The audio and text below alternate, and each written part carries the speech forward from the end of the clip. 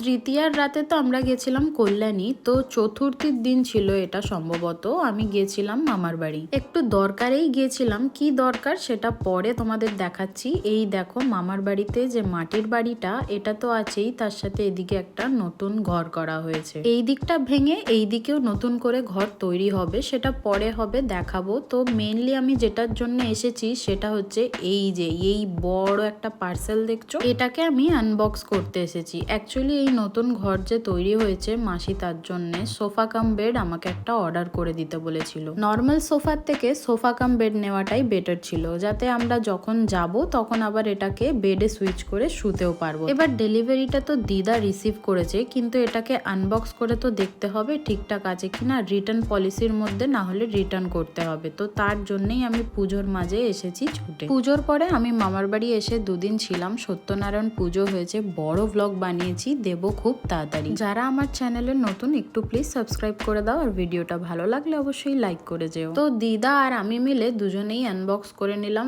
আর এটাকে অ্যাসেম্বলও করে নিলাম। দেন দিদাকে আমি বললাম যে তোমার পছন্দ হয়েছে কিনা তুমি একটুখানি বসে দেখো। তো দিদা বসে বলছিল, দেখছিল। তারপরে দাদু এলো, দাদু কিন্তু আমাকে দেখতে না দেখতেই চলে গেছিল চপ আর মিষ্টি আনতে। তো এখানে আমি হাত থেকে দাদুর চপ মিষ্টি নিয়ে বললাম তুমি বসো আর বলো কেমন হয়েছে। আমার তো বেশ ভালো লেগেছে, কারণ এটা একটা যথেষ্ট budget friendly sofa cum bed বলতে পারো। তারপর মামার বাড়ির চপ নিয়ে বাড়ির জন্য রওনা দিলাম, আর বাড়ি ফেরার পথে খেয়ে নিয়েছিলাম একটু চা।